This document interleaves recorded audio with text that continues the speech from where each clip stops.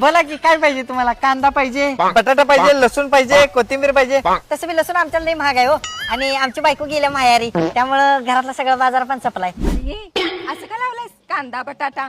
मी खास तुला भेटायला म्हणून आली ना. अहो सांगितलं की आत्ताच आमच्यात कांदा नाहीये हो, कांदा नाहीये कांदा. अरे मला समजलं तुझी बायको माहेरला गेलीये. तिसरा डोळा बघायला लागलाय का आपल्याला? ए, तिसरा नाही, चौथा डोळा पण आपल्याला बघायला लागलाय. अरे तिसरा डोळा तुझी आई आहे माहिती आहे, पण हे चौथा डोळा कोण?